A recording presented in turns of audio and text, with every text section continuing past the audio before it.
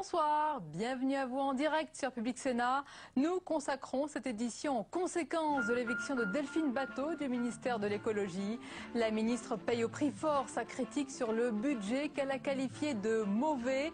Depuis quelques jours déjà, elle cristallisait les mécontentements, trop autoritaires pour certains, trop imprécise sur ses dossiers pour d'autres, pas assez visible pour tous.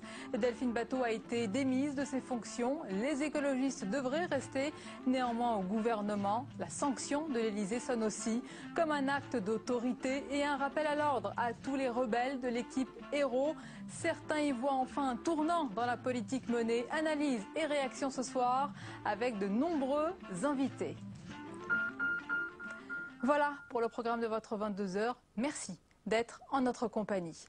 La décision n'a pas traîné. Quelques heures après avoir critiqué la baisse de ses crédits, la ministre de l'écologie a été priée de quitter le gouvernement. Delphine Batho n'avait pas mâché ses mots ce matin, qualifiant de mauvais le budget présenté par l'exécutif. Cette phrase a été la goutte d'eau qui a fait sortir de ses gonds le couple exécutif. Convoqué puis limogée, elle est remplacée ce soir par le député socialiste du Gers, Philippe Martin. On voit tout cela avec Sophie Normand. La ministre de l'écologie nous avait habitués à beaucoup plus de retenue. Delphine Batho est sortie de sa réserve. Le budget du gouvernement pour 2014, ce matin, elle l'a jugé mauvais. C'est vrai que c'est un mauvais budget. Et moi, je souhaite que dans les jours qui viennent, nous puissions faire la démonstration qu'effectivement la volonté de faire de la France la nation de l'excellence environnementale, la transition énergétique ne sont pas des variables d'ajustement et que donc certes il y a des coupes et des restrictions budgétaires, mais il y a aussi d'autres moyens qui vont être mobilisés au travers de la fiscalité environnementale ou au travers des investissements d'avenir. Je pense que c'est absolument nécessaire. Les crédits alloués au ministère de l'écologie devraient être amputés de 7%. La droite crie alors à la cacophonie. Le patron des députés UMP s'étonne même que la ministre soit encore au gouvernement. Les Verts et certains ministres prennent sa défense. Mais à Matignon, Jean-Marc Ayrault convoque aussi sec Delphine Batho dans l'après-midi et publiquement. Une première pour un ministre sous le quinquennat Hollande. Le président a mis fin aux fonctions de la ministre de l'écologie. Elle sera remplacée par Philippe Martin, député socialiste du Gers. Voilà, et j'ajoute que la passation des pouvoirs entre Delphine Batho et Philippe Martin aura lieu demain aux alentours de 8h45 au ministère de l'écologie. Les écologistes, justement, verts de rage, ils ont multiplié les réunions de crise ce soir avec une question: faut-il rester au gouvernement? Eh bien, les avis sont partagés. Certains réclament le départ immédiat des deux ministres verts, c'est le cas de Noël Mamère. D'autres menacent de quitter le gouvernement si des actes forts ne sont pas annoncés dans les jours ou les semaines à venir. Et pour le moment, les écologistes devraient poursuivre leur participation au gouvernement. Mais la question demeure: comment faire entendre une voix qui manifestement ne pèse pas beaucoup dans la politique actuelle? Les détails avec Tam Tranui. C'était il y a moins d'un an. Lors de la conférence environnementale, François Hollande faisait de l'écologie l'un de ses grands chevaux de bataille. L'enjeu, celui qui nous rassemble, c'est de faire de la France la nation de l'excellence environnementale. C'est un impératif pour la planète. Le quinquennat de François Hollande s'annonçait donc comme teinté de vert. De nombreuses annonces lors de la campagne, des ministres écologistes au gouvernement, des groupes parlementaires verts. Un an après son élection, le bilan écologique de François Hollande est en demi-teinte. Quelques mesures pour l'isolation des logements. À part ça, tout semble montrer que l'environnement n'est pas la priorité. Le bras de fer sur l'aéroport Notre-Dame-des-Landes, surnommé l'aéroport car très soutenu par le Premier ministre, la porte toujours entrouverte sur les gaz de schiste, les régressions envisagées au droit de l'environnement ou encore l'importante baisse du ministère de l'écologie.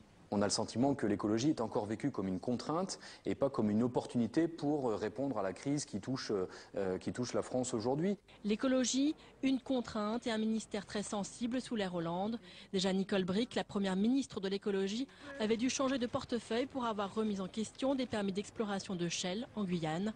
C'est ce soir, au tour de Delphine Batho, de payer sa désobéissance. Et il y a de très nombreuses réactions de la classe politique ce soir. Écoutez. Ça fait un an que ce ministère est ridiculisé.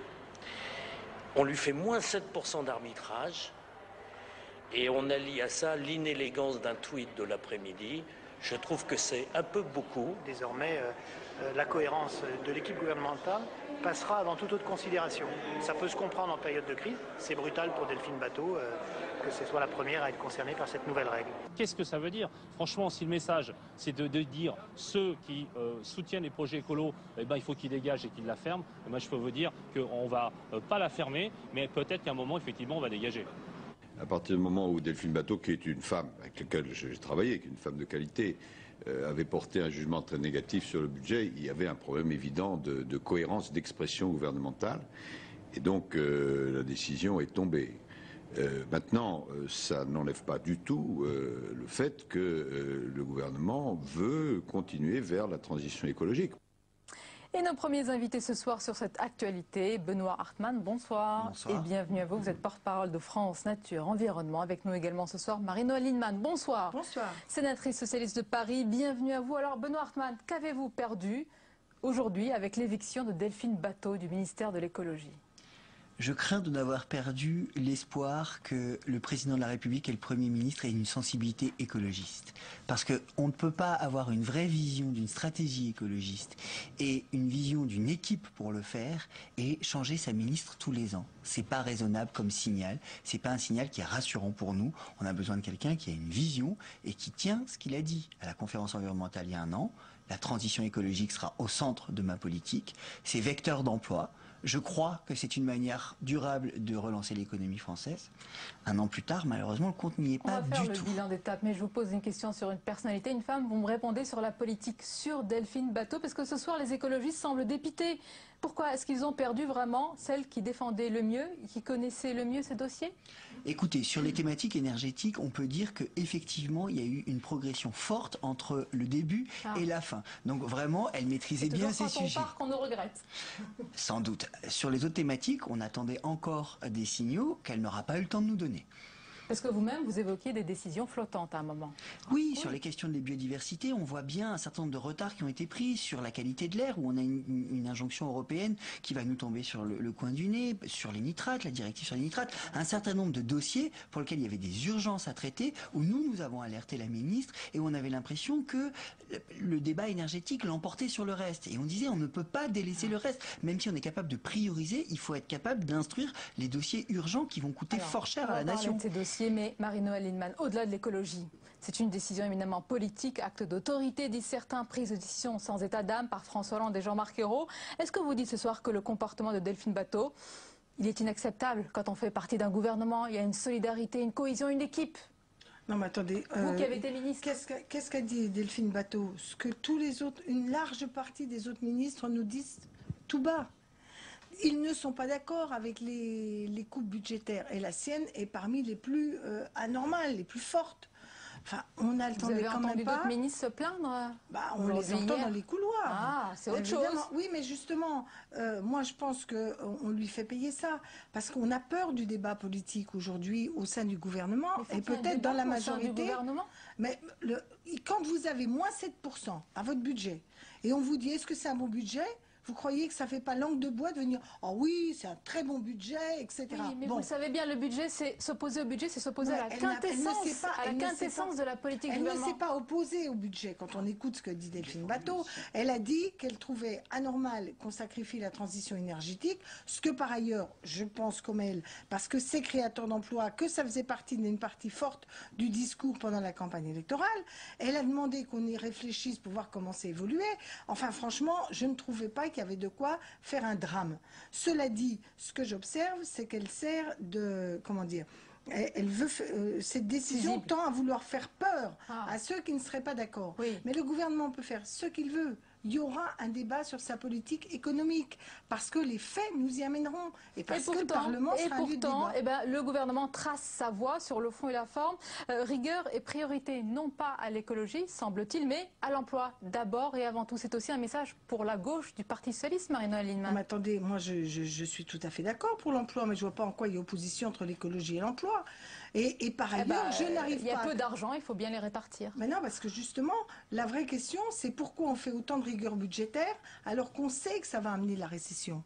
Tout le monde monde sait qu'en réduisant massivement la dépense publique, on a un effet, ce que les experts disent, multiplicateur d'effet de récession. On a déjà ça.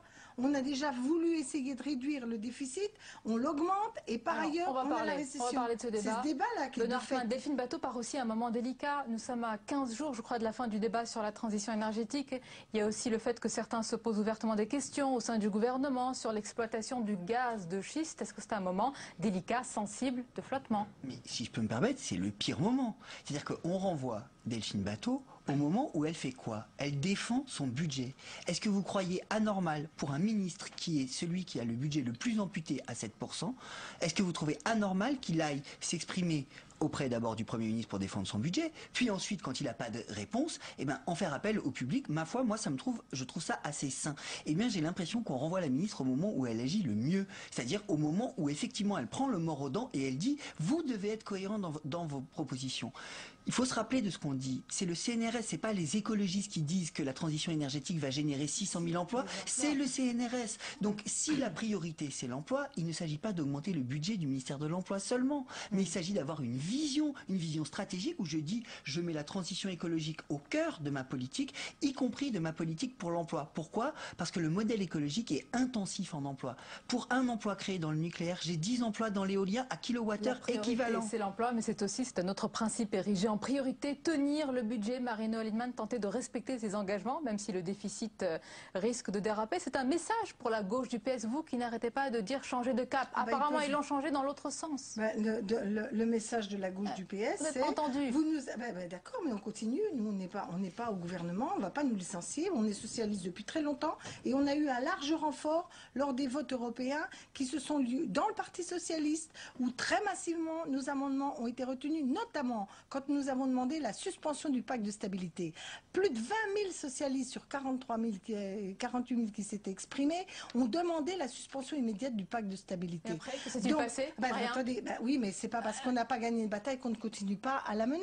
Le budget n'est pas encore terminé. Nous pensons que la réalité devrait amener le gouvernement à évoluer et à ne pas céder à M. Barroso. Quand vous voyez qu'on nous a expliqué qu'il fallait réduire les dépenses, augmenter les impôts et que ça allait permettre de réduire, que nous allions être en situation de retrouver l'équilibre, on a récession, moins d'impôts que ce qui était prévu et augmentation du déficit. Donc, il faut changer de cap sur cette question budgétaire. Le changement, c'est pas pour maintenant apparemment pour François Hollande, mais le changement en tous les cas de ministre. Et arrive Philippe Martin au ministère de l'écologie. Que pensez-vous de cette nomination? On le présente comme un homme de conviction, de combat. Est-ce que c'est un message d'espoir pour vous? Écoutez, en tout cas, pour ce qui concerne le dossier OGM et sur le dossier gaz de schiste, il a donné des signes plutôt positifs de son opposition et du fait qu'il défendrait ces thématiques. Maintenant, nous, on vient d'avoir un débat avec lui sur la gestion quantitative de l'eau, pour lequel il n'a pas fait montre d'une écoute vis-à-vis des ONG qui était absolument fantastique, à tel point que le rapport qui est sorti, nous y sommes assez défavorables, parce qu'il fait la part belle à un certain nombre de lobbies qui défendent l'utilisation agricole de l'eau versus l'utilisation pour l'eau de boisson. Donc nous, notre souci, c'est d'abord de garantir... un accueil à bras ouverts. Mais écoutez, c'est un accueil dubitatif, parce qu'on a l'impression qu'il arrive dans des conditions politiques pas géniales quand même, avec un budget qui est amputé de 7%. Je souhaite pour lui que ce budget soit un peu mieux crédité pour qu'il puisse mettre en œuvre une politique et qu'il soit pas simplement en train de sauver les meubles. Donc on peut pas dire qu'il arrive dans une condition politique absolument géniale, avec un Premier ministre et un président qui ont l'air très écolo. C'est pas tout à fait la sensation d'ensemble. Donc il arrive dans un terrain miné, il arrive avec pas beaucoup de moyens et il arrive avec une petite casserole. Ça va, on commence difficilement. Peut-être oubliez-vous aussi quelque chose, il arrive sans forcément un poids politique important, sans soutien, en tous les cas troupe au Parlement et sans pourcentage aux primaires. Ça, quand on n'a pas un poids politique dans ce gouvernement, on ne fait pas entendre sa voix. Alors ça, c'est une des questions importantes que vous posez. On ne peut pas dans un gouvernement être selon que vous serez puissant ou misérable. Il ne peut pas y avoir les ministres qui ont le droit de protester, même si parfois je partage leurs protestations. Et ceux qui auraient le droit de se taire parce qu'ils seraient une sorte de bagage accompagné politique. Non, je ne crois pas que c'est sain dans un gouvernement. Mais quand vous étiez vous-même, pardonnez-moi, au gouvernement, comment faisiez-vous? Écoutez, moi, je me suis fait entendre. J'ai été véhémente contre la corruption sous le gouvernement Bérégovoy et parfois contre certains membres de mon parti. Et il y avait des gens qui avaient demandé ma démission. J'ai été convoquée gentiment par Pierre Bérégovoy, pas du tout par un tweet et avec l'inélégance de la méthode, qui m'a dit « Marie-Noëlle, tu ne rajoutes pas, mais tu ne te dédies pas ». Et en aucune mesure, il n'a considéré qu'il fallait que je quitte le gouvernement. Une parenthèse, qu'auriez-vous fait à la place de Delphine Batho? On lui a demandé justement de corriger ses propos. L'auriez-vous fait? Je ne sais pas qu'est-ce qu'on lui a demandé de corriger. Vous savez, il y a quelque chose d'intéressant pour Madame Lienemann. Pour gagner un arbitrage, il y a deux manières. Et vous avez besoin de deux composantes. Vous avez besoin de quelqu'un de conviction et qui défend les choses avec conviction et qui connaît ses dossiers. C'est très important. Mais vous avez besoin en face d'avoir du répondant.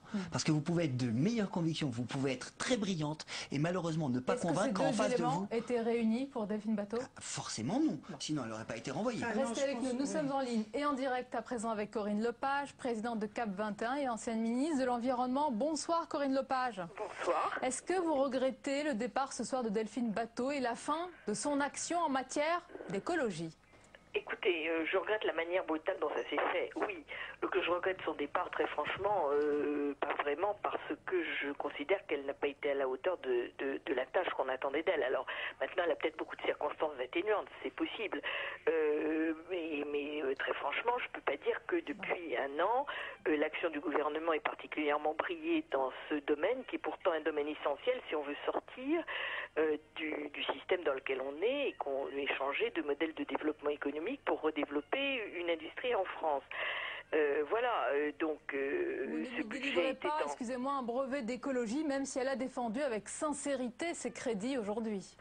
Oui, bon, c'est très bien, mais elle aurait pu monter au créneau sur un certain nombre de sujets, et je dirais que dans la gestion même, j'entendais Marie-Noëlle Lienemann, mais dans la gestion même de la question budgétaire, avec très probablement quelque chose à voir sur quels étaient les crédits réellement réduits. Est-ce que c'était ceux du transport et de l'énergie ou ceux de l'écologie, parce que c'est pas la même chose. Et il y a les crédits des agences. Donc déjà sur la question budgétaire, il faut voir. Mais en admettant, moi je serais allée voir le Premier ministre et je leur ai dit, écoutez, ou bien vous changez, ou bien je démissionne.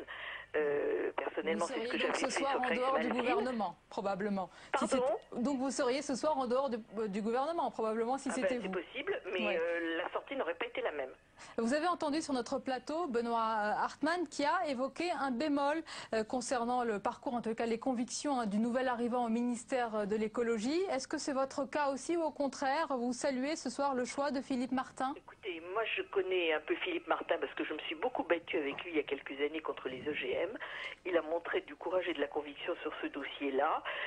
J'ai pas suivi le dossier de l'eau, j'entendais qu'il y avait un bémol au regard de son attitude vis-à-vis des associations, donc c'est possible, je ne sais pas, mais c'est quelqu'un qui connaît très bien les dossiers qu'il va avoir à gérer et qui sait taper du poing sur la table. Bon, maintenant, est-ce que pour autant il va obtenir un changement de cap du gouvernement sur ces sujets-là, parce que finalement c'est de ça dont il s'agit? Vous en doutez? Rien. Corinne Lepage, les Verts s'indignent ce soir, ils crient, ils trépignent, ils font la moue, ils boudent, mais ils restent au gouvernement. Écoutez, très franchement, c'est pas très cohérent. Ou bien on considère que la situation est inacceptable et on quitte le gouvernement, ou bien on dit rien, mais parce que sinon, très franchement, de quoi ça a l'air dans un moment où les politiques sont tellement décriés parce que ils mettent en avant davantage leur situation personnelle que l'intérêt général et le besoin de la population. Si vraiment ils estiment que la situation est inacceptable, je pense qu'il faut en tirer les conséquences. Mais là, il y a un peu d'incohérence, me semble-t-il. Merci beaucoup, Corinne Lepage, d'avoir été en direct avec nous. Merci pour votre réaction. Benoît Hartmann, justement, sur la décision, semble-t-il, des Verts qui se sont réunis ce soir. Ils vont rester au gouvernement. Dehors, ils ne pèsent pas grand-chose. Dehors et dedans, non plus. C'est difficile de juger de choix politiques. Ce sont des choix politiques. Maintenant, ce que je vois moi, parce que en tant que FNE, fédération, on travaille avec tous les ministères et on travaille aussi avec le ministère de Madame Duflot et de Monsieur Canfin. Ce que je vois, c'est que Madame Duflot, elle est responsable d'un bon gros morceau de la transition énergétique. C'est-à-dire que si on veut réussir la transition énergétique et qu'on n'isole pas les bâtiments, on n'y arrivera pas. C'est là qu'il y a un gros gisement d'énergie à aller économiser. Mais elle serait mieux au ministère de l'écologie. Non. Pour l'instant, je vous assure que je considère que c'est une des ministres qui fait le mieux son travail. Parce qu'elle arrive à faire avancer ses dossiers et que pour le coup, on est pas mal engagé pour avoir une réforme qui pourrait bien être courageuse tout en produisant du logement et tout en préservant contre l'artificialisation. Donc, elle fait plutôt pas mal son travail. Je serais embêté qu'on balance le bébé avec l'eau du bain. Ce serait dommage de perdre les acquis qu'on a réussi à obtenir en matière d'efficacité énergétique par une posture politicienne. Parce que là, ce serait bien de la posture. Qu'est-ce qui a été inacceptable pendant la journée? C'est la façon dont la ministre est convoquée, dont elle est révoquée. Et il ne s'agit pas là d'un jugement politique, d'une négation, mais franchement, ces manières de faire sont quand même des manières de malotru. Carrément. Ah mais honnêtement, est-ce que vous imaginez une seconde, est-ce qu'on imagine une seconde un patron d'une entreprise qui ferait un tweet public désignant une cible et le virerait une heure après? Mais franchement. La réponse de la socialiste Marie-Noëlle Lienemann à cette action des socialistes. Moi, je considère que c'est inélégant. Je pense que si on doit régler un problème politique, mieux vaut le faire avec le plus d'unité, de respect. On a tous compris que c'était un symbole, que c'est une sanction qui a valeur. J'observe que c'est un symbole en réponse aux demandes de la droite. Personne à gauche n'a demandé le départ de Madame Duflot. Seule l'opposition l'a demandé. Je ne suis pas sûre que ce soit un acte de force que de montrer son autorité quand l'opposition pointe le nez. Je ne suis pas sûre qu'un François Mitterrand aurait choisi cette stratégie. Pour ma part, je pense qu'en tout cas, c'était pas la bonne méthode, c'était pas le bon choix. Concernant Madame Lepage, je voulais réagir. Parce qu'il se trouve que j'ai été parlementaire européen quand Madame Lepage était au gouvernement. Et Madame Lepage a avalé beaucoup de couleuvres sous le gouvernement où elle était. Oui, ça ne date pas d'aujourd'hui avec les écologistes. Elle n'a jamais menacé de partir, ou si elle l'a fait, elle ne l'a jamais mis à exécution. Alors je ne donne des conseils à mes amis ou à mes adversaires politiques que si je pense que je peux me l'appliquer à moi-même. C'est dit, merci beaucoup d'avoir été nos invités. Merci à vous. La suite du 22h et sur ce sujet toujours, on va écouter à présent les réactions des écologistes à leur sortie du ministère de Cécile Duflot. Ils étaient nombreux ce soir, parlementaires et ministres écologistes à évoquer la suite. Écoutez. La sortie du gouvernement, c'est si le gouvernement ne respecte pas des engagements qu'il a pris. Il a pris des engagements notamment sur le nucléaire, notamment sur le gaz de schiste, notamment sur la fiscalité écolo, qu'il tient pour l'instant. Donc tant qu'il tient ses engagements, il n'y a aucune raison qu'on quitte le gouvernement. On est, semble-t-il, maltraité. Ce n'est pas les écologistes simplement qui ressentent ça, la presse le dit, les militants le ressentent. On voit que celles qui occupent le portefeuille de l'environnement se font débarquer dès qu'elles tentent d'affirmer la priorité de leur portefeuille. Donc je ne crois pas que ce soit un bon signal envoyé aux écolos juste à la fin de la session parlementaire. Il y a simplement un budget insuffisant, le budget de l'écologie est insuffisant, donc il y a eu le ministre qui l'a dit, qui l'a affirmé, donc nous ce qu'on attend c'est qu'effectivement il y a la prise en compte de l'écologie dans le gouvernement. Il est clair que c'est un signal très négatif qui est envoyé aujourd'hui avec le limogeage de Delphine Batho d'un côté et avec ce budget de l'écologie, on nous explique que c'est moins 3,4% et non pas moins 7 mais moins 3,4%, ça veut dire que c'est le 4e ministère le plus touché en matière de coupe budgétaire. Donc c'est ça la vraie question et c'est ça qu'on va discuter avec François Hollande. Et pour le décryptage politique, nous ont rejoint sur le plateau du 22h ce soir François Dorcival, bonsoir. Bonsoir Sonia. Bienvenue, éditorialiste à Valeurs Actuelles. Stéphane Rosès, bonsoir. Bonsoir. Président de CAP et professeur à Sciences Po. Et notre chroniqueur économique nous accompagne, Jean-Louis Gombault, bonsoir. Bonsoir Sonia. Alors messieurs, je vous propose d'analyser ensemble les conséquences politiques de cette décision aujourd'hui et de nous intéresser aussi à la cause, ou en tous les cas à l'une des causes de ce départ, c'est le budget 2014. Un budget rigoureux, ambitieux, dit l'exécutif, mais décrié par les alliés des socialistes et les socialistes eux-mêmes. Vous avez entendu Marie-Noëlle Lienemann il y a quelques instants. Alors, si François Hollande n'avait pas réagi, que n'aurait-on pas dit ce soir, François Dorcival?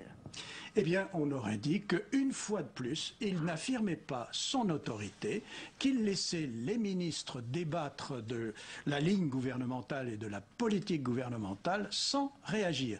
Il l'avait beaucoup fait avec Arnaud Montebourg. Il avait ensuite déclaré publiquement que cela suffisait comme ça. Et donc, l'occasion lui a été fournie par Delphine Batho ce matin. Cet après-midi, elle a été remerciée. Si je vous comprends bien, cette fois-ci, François Hollande et Jean-Marc Ayrault n'ont pas laissé passer impossible politiquement de faire autrement, selon vous? Oui. Pourquoi? Parce qu'un budget, c'est une politique. Un budget, c'est d'abord une politique. Alors, quand Madame Delphine Batho vient dire sur une antenne, et qui va être naturellement repris immédiatement partout, que c'est un mauvais budget, ça veut dire que la politique du gouvernement est mauvaise. Comment est-ce compatible avec le fait de rester dans ce gouvernement? Oui, Jean-Luc Gombault, c'est la question que je posais à Marie-Noëlle Lienemann. Le budget, c'est la quintessence, c'est le fondement, c'est la base de la politique d'un gouvernement. Le critiquer, c'est viser son propre gouvernement. Exactement, c'est la pierre angulaire du gouvernement. Surtout que Mme Batho aurait très bien pu dire qu'elle n'était pas contente de son budget et en même temps rééquilibrer son propos en disant oui, mais nous sommes dans une situation qui nécessite de faire un certain nombre de coupes. Nous cherchons 14 milliards d'économies pour le budget 2014 afin de remplir les critères auxquels la France est engagée. Il y avait toute une façon de défendre globalement le budget en disant que bon, lui, le sien, il était peut-être un petit peu sacrifié et attendre parce qu'en réalité, il y a une façon de contester son budget sans contester une politique. Or, elle a uniquement axé sur le fait qu'elle perdait à peu près 500 emplois dans le ministère de l'écologie. Ce n'est pas elle qui va souffrir le plus d'ailleurs, contrairement à ce que l'on dit, peut-être en pourcentage. Vous avez le budget de la défense qui perd 7000 emplois, enfin c'est quand même considérable. Bercy qui en perd 2000, enfin, donc on est quand même dans des proportions, elle a un petit peu exagéré son propos. Il y avait quand même un trio, on va le rappeler, de ministres, c'était Cécile Duflot, Arnaud Montebourg et Benoît Hamon, qui avaient quand même critiqué la ligne du gouvernement, qui avaient critiqué la rigueur, Stéphane Rosès. Alors il ne s'est rien passé, mais pour Delphine Batho, il y a une sanction. Est-ce que c'est pas facile, pardonnez-moi, de tomber sur une ministre au bilan qui est décrié, qui n'a pas de troupes, qui n'a pas de soutien, qui ne représente pas un courant? Est-ce que c'est pas une cible facile? Vous avez à moitié raison. Vous avez... C'est déjà ça. Oui, vous allez voir, vous allez voir. J'attends la suite. Quand on est ministre, ça a été dit par François Dorcival, quand on est ministre, on ne fait pas partie d'une association environnementale, on n'est pas au Parti socialiste, il y a des arbitrages avant. Et la parole publique, notamment sur le budget, engage. Donc on peut comprendre que dans le feu de la conversation à la radio, le ministre soit ému parce que c'est vrai qu'il y a un débat important sur la transition énergétique et ce sont des débats qui sont lourds et on peut comprendre que dans le fil de l'action, le ministre dise bon, le budget, ça va pas, bon. Mais ensuite, il y a eu une matinée où il y aurait pu y avoir un communiqué modérant le propos et évidemment, il n'a pas eu lieu. Et donc, ce qui aurait été anormal, c'est que le gouvernement, Jean-Marc Ayrault et François Hollande, ne prennent pas la décision de faire partir Delphine Batho. C'est ça qui aurait été anormal. Alors, là où vous avez tout à fait raison, c'est que maintenant, les autres ministres sont avertis. Ah oui. Ils sont avertis que ça signale fort pour les rebelles, les fortes têtes du gouvernement. Il y a un côté. Alors, on pourrait se dire un peu comme vous. Finalement, vous dites, Sonia, c'est un peu le coup de sac à l'âne. On tape sur le sac pour faire avancer l'âne. Non. Delphine Batho, formellement, effectivement, a franchi la ligne jaune et elle n'a pas choisi ensuite de revenir dans les clous. Donc c'est tout à son honneur. Voilà, elle a pris la décision, mais en même temps, le Premier ministre avait tout à fait raison. Par contre, pour le reste, on avait parlé un temps d'un remaniement avec un gouvernement resserré. Il n'a pas eu lieu. Eh bien, cette affaire va être l'occasion, effectivement, de donner, puisqu'il n'y a pas de remaniement maintenant, aux différents ministres une ligne de route qui sera plus claire. Et une discipline aussi, peut-être. François Dorcival, oui. Il y a une chose qui reste vraie que vous avez dite, c'est que Delphine Batho était un ministre faible, donc fragile. Et ceci depuis l'origine. Il ne faut pas oublier que Delphine Batho a été exfiltrée de l'environnement de Christiane Taubira au début pour aller remplacer Nicole Bricq. Et puis ensuite, on est obligé de constater que son bilan de ministre de l'écologie et de l'environnement n'a pas été un triomphe, loin de là, et que, en plus, elle a beaucoup secoué son cabinet. Donc tout ça se savait à l'intérieur du gouvernement, et par conséquent, elle a fourni l'occasion de son départ. Stéphane Rosès n'est pas d'accord sur le bilan ? Il y a un enjeu. Non, mais sur le bilan, de toute façon, il faut attendre d'abord le dossier central qui est celui de la transition énergétique. On l'attend. Alors les équipes sont toujours là, François. Les équipes sont toujours là. Elle avait quand même, c'était bon, bref. Mais non, il y a un autre sujet dont vous avez parlé, qui est un sujet politiquement très important, c'est que font les écologistes. Rien. Donc ils ne font rien. Bah non. Donc ça veut dire que derrière Delphine Batho, il y a quand même, derrière ce dossier, des écologistes qui est une part importante de la majorité qui ont été mis au pied du mur et ils n'ont pas eu tort, parce que tout le travail de l'écologie politique a été d'essayer de gagner une légitimité en étant aux affaires, pas seulement dans une éthique de conviction, mais de responsabilité. Mais ça veut dire qu'évidemment, les écologistes sortent affaiblis, enfin, ils sortent renforcés sur la responsabilité et en même temps, ils vont un tout petit peu être dans la période difficile actuelle. Bien sûr, mais ils le savent très bien. C'est pour ça qu'ils crient. Mais ils savent très bien que tout ça, ça va durer 3 jours et que dans 3 jours, ce sera terminé. Terminé. Il n'y a pas de crise. Il n'y a pas de crise parce qu'ils n'ont aucun moyen de créer la moindre justement, crise. le responsable, le secrétaire national d'Europe Écologie Les Verts, Pascal Durand, demande à François Hollande et à Jean-Marc Ayrault des engagements et des actes en faveur de l'écologie dès 2014. Je vous sens un peu taquin, là. Qu'est-ce qui se passe? Oui, totalement taquin. Totalement taquin. Bien entendu, François Hollande les recevra, les couvrira de bonnes paroles.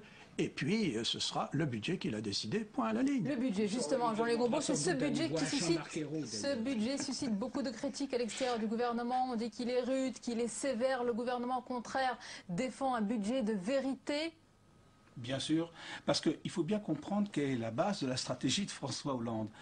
Une fois, j'ai entendu Madame, pas Batho, mais Madame Batho aussi qui disait la base de la crise, c'est l'écologie. Or, pour François Hollande, ce n'est pas ça du tout. La base de la crise, c'est la finance et les problèmes de la compétitivité. Une fois que si vous n'êtes pas d'accord avec ça, vous ne pouvez pas être d'accord avec la politique qui est menée.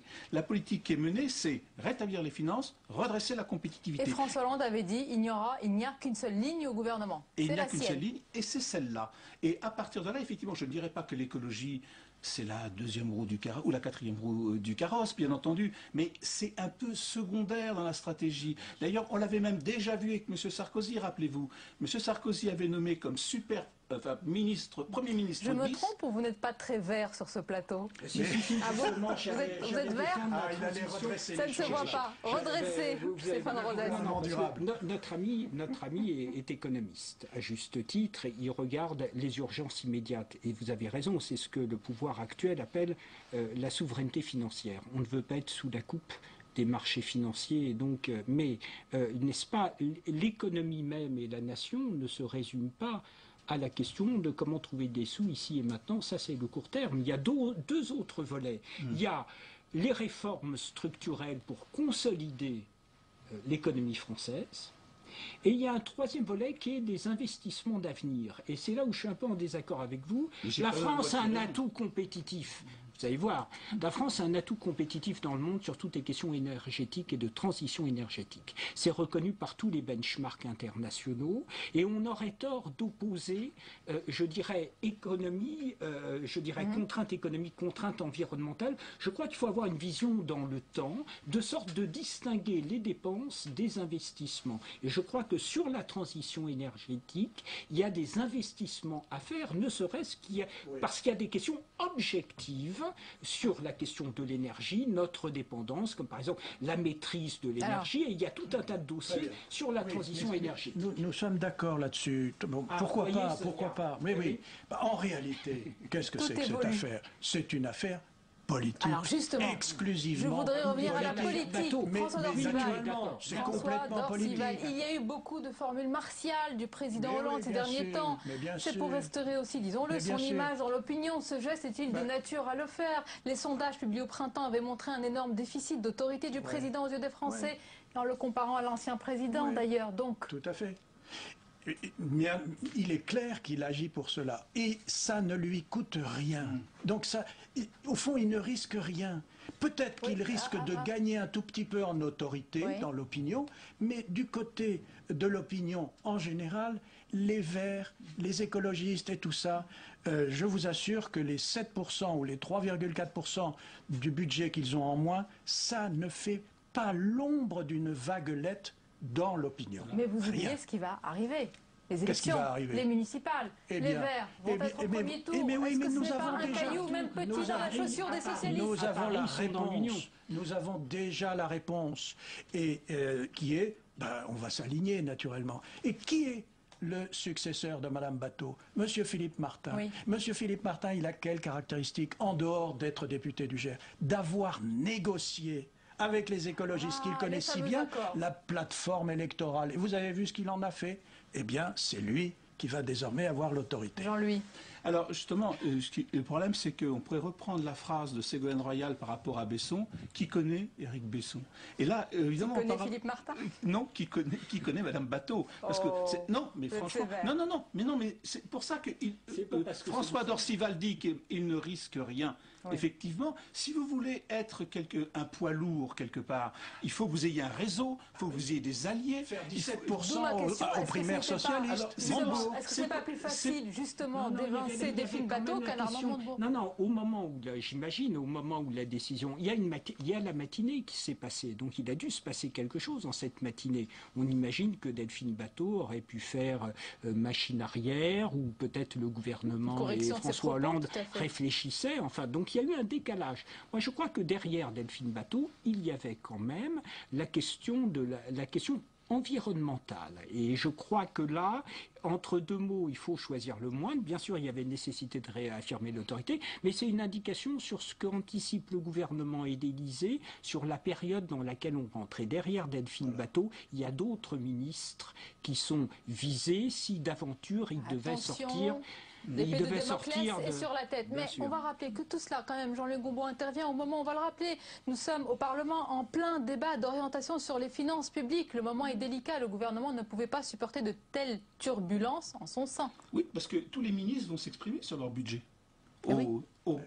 À l'Assemblée nationale et au Sénat. Donc, quelque part, on prend ses marques dès le départ. On dit attention, on est bien tous d'accord sur l'orientation générale et vous allez défendre votre budget. Vous n'allez pas le casser auprès des gens les parlementaires qui vont voter pour ou contre. Donc, effectivement, les gens sont pris. Le problème, c'est que quand même, encore une fois, Mme Batho ne pesait pas très lourd. Est-ce qu'il aurait eu la même réaction avec M. Montebourg, qui lui, par contre, lui est fort utile sur un certain nombre donc, alors que Mme Batho ne lui est pas véritablement politiquement utile, même vis-à-vis des écologistes. Ça commence par Batho, il y a maintenant un acte qui est posé, qui est un signal. Mais Montebourg, il est protégé par la qualité et la force et les courants qu'il représente.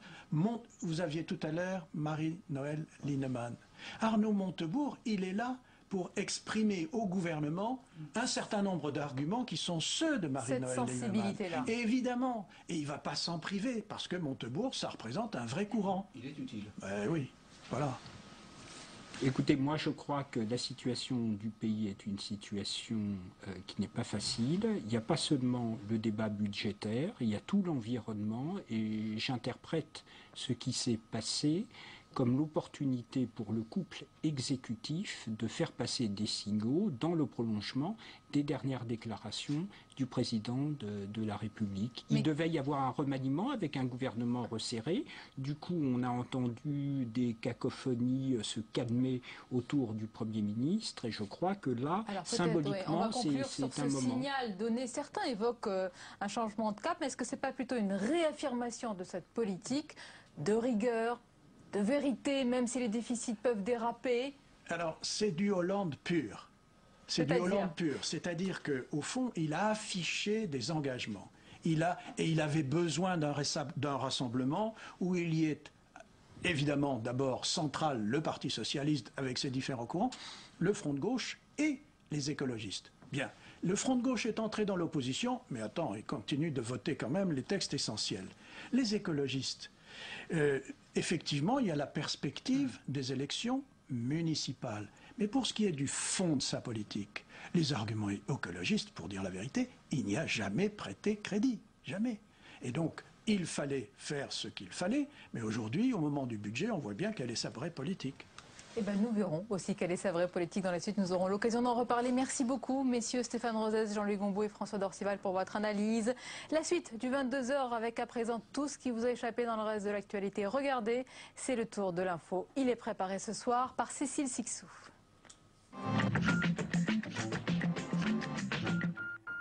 7 morts ce soir en Égypte où la rue est toujours fortement mobilisée pour réclamer le départ de Mohamed Morsi, le président égyptien de plus en plus isolé après la démission de 5 de ses ministres et de son porte-parole. Cette nuit, il a refusé l'ultimatum lancé par l'armée, lui laissant 48 heures pour satisfaire les demandes du peuple, faute de quoi elle lui imposera sa feuille de route. L'opposition a annoncé qu'elle choisissait Mohamed El Baradei, ancien chef de l'Agence internationale de l'énergie atomique et prix Nobel de la paix, pour la représenter et préparer la transition politique. Le discours donné hier par Morsi nous conforte dans notre appel pour des élections présidentielles anticipées afin d'accomplir le but de la révolution et en plus de cela, la justice sociale. Le Parlement européen a tranché, il lève l'immunité parlementaire de Marine Le Pen. Bien, pour nous, c'est une bonne nouvelle que cet organe démocratique de l'Union européenne, qui est un de ses fondements, qui en font la légitimité pour l'ensemble des citoyens, ait réuni la majorité suffisante pour prendre cette mesure de, on peut dire, de salubrité publique. Désormais donc, la présidente du Front National peut être mise en examen pour incitation à la haine raciale. Elle avait qualifié les prières de rue des musulmans d'occupation sans blindés ni soldats. Le Sénat a beaucoup travaillé. Nous avons en effet tenu, je vais être précis, 866 heures de séance publique, auxquelles il faut ajouter les quelques 1337 heures de commission et les 281 heures de délégation. La liste dressée par Jean-Pierre Bel est déjà longue et ce n'est pas fini. Au mois de juillet, les sénateurs ne vont pas chômer. La session extraordinaire s'est ouverte aujourd'hui avec au programme 25 projets de loi et 9 propositions de loi à examiner. Et pas des moindres dossiers, cumul des mandats, réforme bancaire, transparence de la vie publique. La session extraordinaire devrait s'achever le 26 juillet. C'est lui qui a fondé la société et c'est lui qui pourrait la sauver. Laurence Panguero est désormais seul en lice pour la reprise de l'entreprise de plats cuisinés qui porte son nom. Menacée de fermeture après le scandale de la viande de cheval, le tribunal de commerce de Carcassonne a écarté l'offre concurrente. Il rendra son avis définitif vendredi. Demain, elle ne sera plus la patronne des patrons. Laurence Parisot quitte la tête du MEDEF après 8 ans. Elle passera la main à Pierre Gattaz. Elle se dit fière de son bilan fait d'accords historiques. À son palmarès, l'accord sur la sécurisation de l'emploi ou encore la réforme des retraites. Ces projets, restés dans le débat public, peut-être en politique ou pourquoi pas à la direction d'une grande entreprise. Gare à celui qui s'en prend à Bernard Tapie, où il sortira les crocs. Selon Nad Agoravox, c'est un peu ce qui est arrivé hier soir à un certain présentateur du 20h, David Pujadas.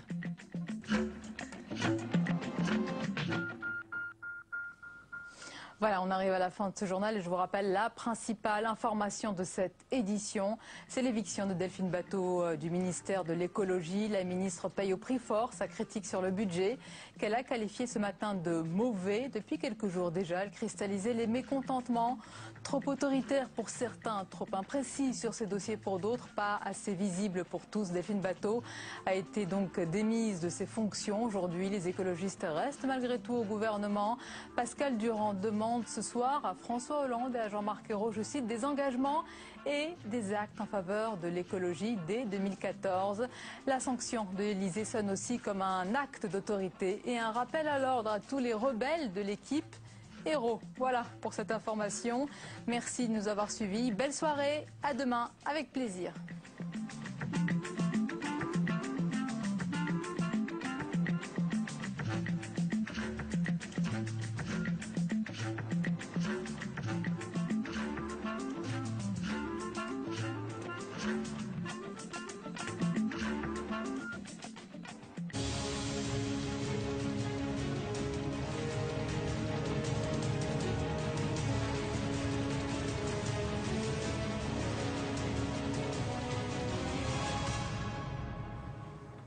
Bonsoir, avec nous cette semaine Laurent Wauquiez, vice-président de l'UMP. Bonsoir. Bonsoir. Et merci d'être avec nous. L'UMP dont les militants ont opté pour le statu quo interne jusqu'en novembre 2015. Vous vous distinguez souvent au sein de votre parti, comparé parfois au bal des égaux, Laurent Wauquiez. Avec nous, au cours de cette émission, Nadège Puljac de l'agence France Presse, notre partenaire avec Dailymotion, et puis Perrine Tarnaud de Public Sénat. Elles nous rejoindront tour à tour. Mais avant de parler de l'UMP, des rendez-vous électoraux qui vous attendent et de l'action de la gauche au pouvoir, cette question, est-ce que vous aimez les romans d'espionnage ? Est-ce que j'aime les romans d'espionnage? J'adore les romans d'espionnage, sauf quand ils s'appliquent à l'Europe. D'accord. Est-ce que... Ce qui est en train de se passer est quand même très triste, et c'est surtout très révélateur de la naïveté et de la fragilité de l'Europe. C'est tout. Que les États-Unis nous espionnent, c'est pas un scoop. L'inverse c'est vrai aussi, hein, dit-on. Oui, surtout ce qui est vrai, c'est que l'Europe aborde ses relations avec le reste du monde avec une incroyable naïveté et une incroyable fragilité. On est divisé, nos divisions sont exploitées par les États-Unis, on est espionné. Notre façon d'approcher un dialogue commercial qui va être stratégique sur les années qui viennent est visiblement désordre. Il y a un vrai problème européen. C'est un révélateur, au fond, finalement, c'est tout ce qu'on apprend, tout ce qu'on découvre sur l'ampleur du système américain d'espionnage. Oui, mais c'est surtout pour moi le révélateur que l'Europe est l'homme malade de la planète. Et que du coup, les États-Unis en profitent. Et cette affaire d'espionnage montre à quel point nos naïvetés et nos points de faiblesse sont exploités par nos compétiteurs à l'échelle de la planète. Est-ce que l'Europe et la France doivent passer aujourd'hui à un stade supérieur, avec des représailles par exemple? Vous avez cité les négociations commerciales pour un accord de libre-échange. Est-ce qu'il faut annuler ces négociations prévues lundi? Je ne vois pas comment est-ce qu'on peut commencer des négociations commerciales avec un partenaire qui vous espionne. C'est juste impossible. Je voudrais prendre un tout petit point. Mettons-nous à l'époque du général de Gaulle. Vous imaginez ce qu'aurait été la réaction du général de Gaulle en apprenant que les Américains espionnaient l'Europe? Et là, on n'a quasiment rien. On a un président Hollande qui est quasiment inaudible.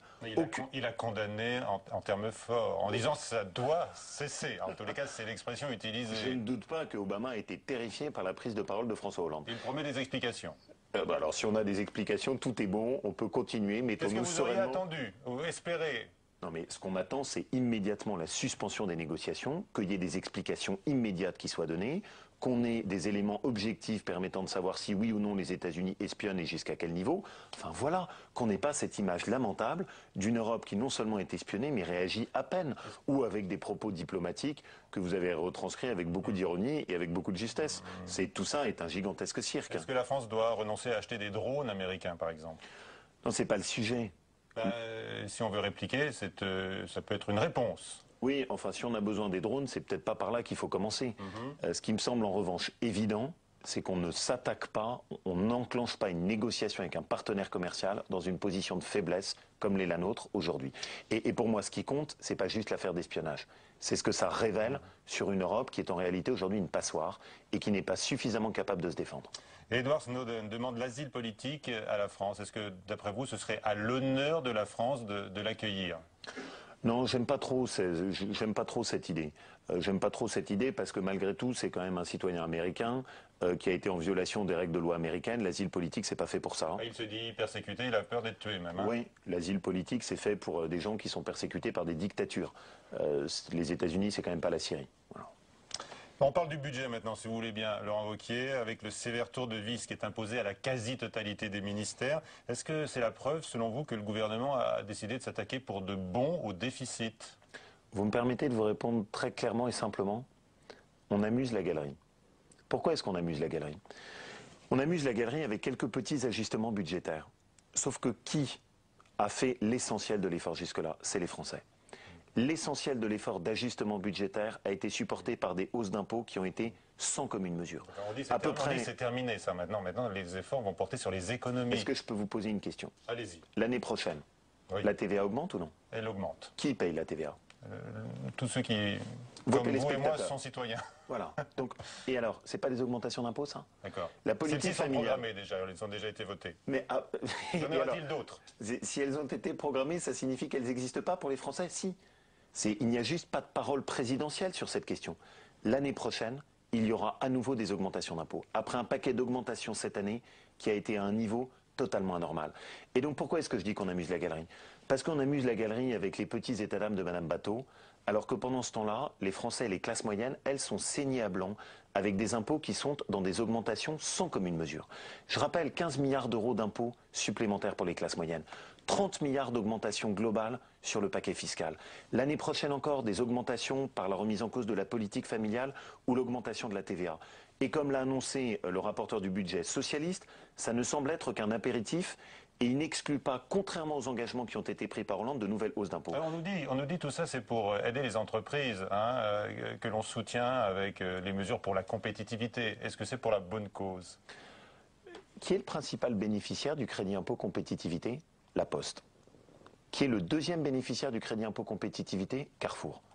Donc on demande aux Français d'augmenter la TVA, de faire des hausses d'impôts sans commune mesure avec tout ce qu'on a connu par le passé, pour aider des entreprises très soumises à la délocalisation et à la concurrence internationale, La Poste et Carrefour. On se moque pas un peu de nous, là? Alors parlons de Delphine Batho, parce que vous l'avez cité, il faut s'arrêter quand même. Elle est convoquée à Matignon après avoir critiqué son mauvais budget de l'écologie, des crédits en recul de 7%.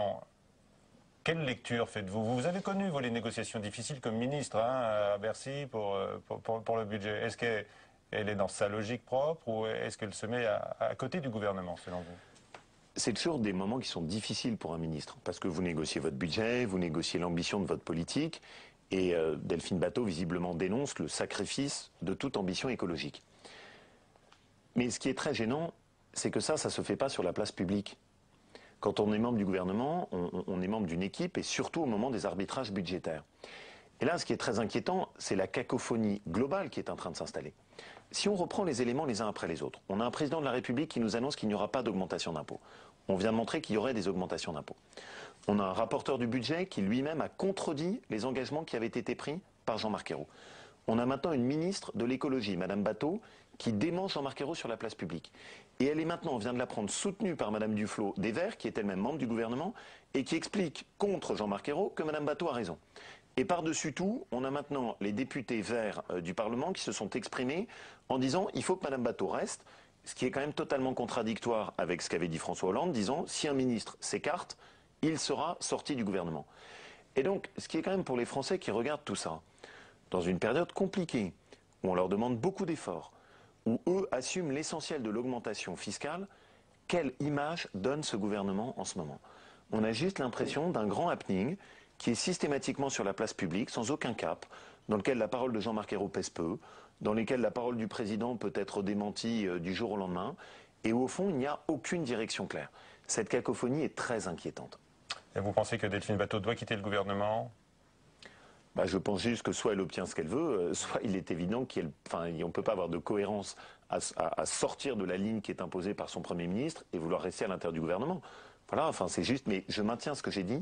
Tout ceci n'est destiné qu'à amuser la galerie. Bon, parce que le cœur du problème, ce sont les augmentations d'impôts pour les classes moyennes. D'accord. Sur les Verts, il y a deux représentants au sein du gouvernement des écologistes, notamment Cécile Duflot, qui demande que la politique soit fortement réaffirmée dans le sens de l'écologie. Est-ce qu'eux aussi doivent en tirer les conséquences équitées? Je pense que chacun a son devoir de cohérence personnelle. La réponse, elle est apportée par la baisse du budget de Mme Batho, elle a moins 7%. Donc c'est clair, c'est un sacrifice sur l'ambition écologique et donc sur la transition environnementale. C'est un choix qui est fait par le gouvernement. Après, j'ai envie de dire, soit Mme Batho est cohérente avec elle-même, soit Mme Duflot est cohérente avec elle-même, auquel cas il faut partir, soit ils préfèrent leur poste, soit ils préfèrent rester dans leur environnement ministériel et trahir leurs convictions. C'est leur choix. Un mot encore sur le budget. Il y a quand même, on l'a vu, une réduction nette du nombre des fonctionnaires qui est prévue. Moins 3200. Fallait-il aller plus loin, selon vous? Non, le problème, il n'est pas là. C'est que dans le même temps, il y a eu des embauches. Qui sont compensées, justement. Il y a des embauches fortes qui ont été faites dans le secteur, notamment, de l'éducation nationale. Le résultat, c'est que, par ailleurs, sur les autres secteurs, l'effort qui est consenti est extrêmement important. Et pour un résultat, vous l'avez vous-même souligné, qui est risible. C'est-à-dire que moins 3200, c'est pas comme ça qu'on va redresser la France. Mon inquiétude, elle est où? C'est qu'en ce moment, si on est très lucide, il n'y a pas de baisse des dépenses de fonctionnement. Pas de baisse. La seule économie qui a été faite pour l'instant, c'est sur la charge de la dette, c'est tout. Et donc, ce qui est en train de faire ce gouvernement, c'est qu'il sacrifie les investissements dans l'avenir aux dépenses de fonctionnement. On continue à avoir des dépenses de fonctionnement qui ne baissent pas vraiment, et pour ajuster, on sacrifie l'investissement. Vous l'avez vu avec le renoncement à la ligne de TGV qui devait passer par le centre, l'Auvergne et ensuite desservir Lyon qui est totalement saturé. On le voit avec le sacrifice des investissements d'avenir, notamment dans nos universités. Le budget de l'enseignement supérieur est vraiment massacré, avec un renoncement au soutien sur la recherche et l'enseignement supérieur. Et donc ce qui est en train de se faire, c'est que comme on n'a pas le courage de baisser la dépense de fonctionnement, eh bien on sacrifie l'investissement. C'est exactement l'inverse qu'il faut faire. Est-ce que vous vous réjouissez de la levée de l'immunité parlementaire de Marine Le Pen, qui a été donc votée comme prévu par les députés européens? Je rappelle qu'elle avait dénoncé dans un discours les prières de rue de musulmans en les comparant à l'occupation.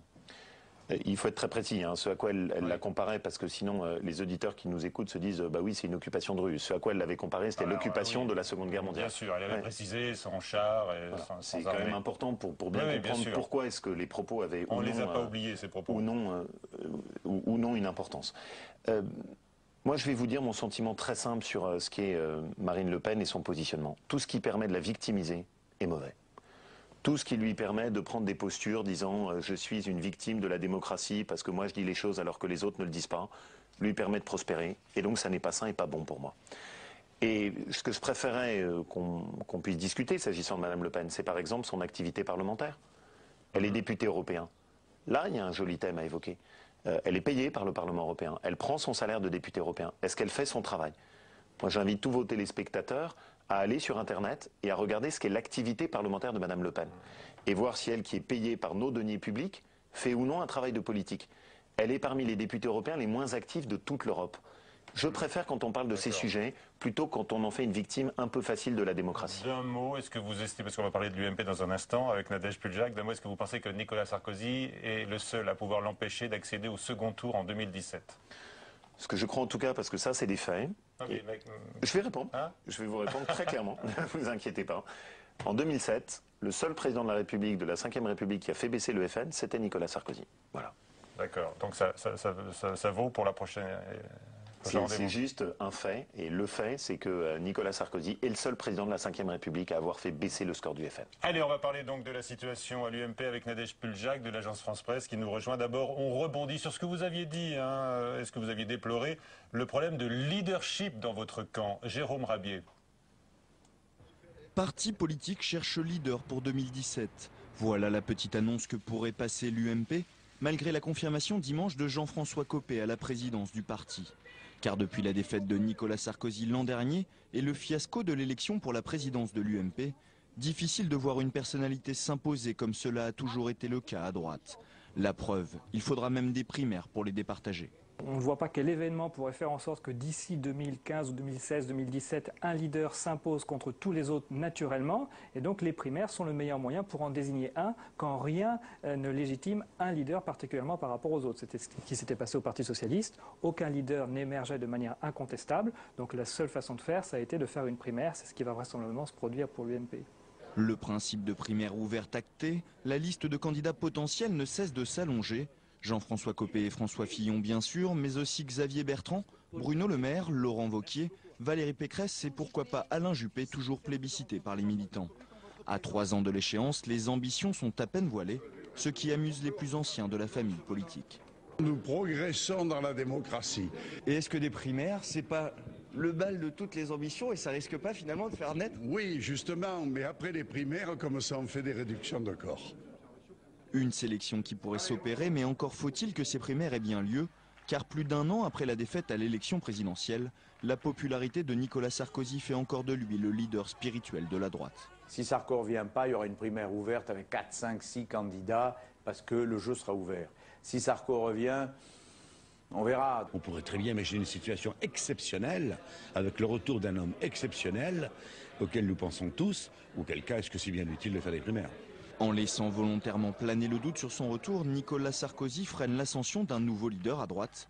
La relève n'a plus qu'à espérer qu'il renonce pour enfin s'affirmer. Un pari risqué vu l'envie d'en découdre que l'on prête à l'ancien chef de l'État. Voilà, Nadège Puljac est avec nous. Bonsoir Nadège. Bonsoir. Vos questions à Laurent Wauquiez. Tout à fait. Alors, bonsoir Monsieur Wauquiez. On vient d'entendre Monsieur Jean-Claude Gaudin, le maire de Marseille, dire « Nous progressons dans la démocratie ». Mais vous-même, vous aviez dit dans une interview au Monde, c'était le 3 juin, je crois, que vous craignez que l'UMP n'entre dans une période de glaciation. Alors, après le scrutin qui vient de se dérouler là, entre vendredi et dimanche, est-ce que vous êtes rassuré? Les militants ont avant tout voulu dimanche écarter une guerre des chefs. C'est bien, tant mieux, et c'était sans doute une décision sage. Ils ont été à peu près un quart des militants à s'exprimer, mais on a aussi 3 militants sur 4 qui ne se sont pas exprimés. Et je crois que ce serait une grave erreur de voir dans ce vote un satisfecit par rapport au fonctionnement actuel de l'UMP. Et je vais même vous dire ma conviction très profonde. La question n'est pas de savoir, comme d'ailleurs vous l'avez posé, si c'est Copé ou Fillon ou Tartampion qui est le leader de l'UMP. La question, c'est de savoir quelle est notre ligne. Quelles sont les idées qu'on défend. Et justement, là, vous trouvez que la ligne, elle n'est pas clairement définie? Je trouve que pour l'instant, notre ligne n'est pas clairement définie et qu'on doit progresser là-dessus. C'est pour moi le seul enjeu qui s'ouvre devant nous. Et pour beaucoup tourner et être à l'écoute des militants, je crois profondément qu'aujourd'hui, les militants ne sont pas encore satisfaits, loin s'en faut, du fonctionnement de notre parti. Mais l'opposition, c'est fait pour ça. L'opposition, c'est fait pour se poser des questions, c'est fait pour se renouveler, c'est fait pour apporter des nouvelles idées. Alors pourquoi vous parliez de glaciation alors? Vous devez être heureux aujourd'hui. Non, parce que ma crainte est précisément que dans un accord où on met la poussière sous le tapis, eh bien on ne permette pas de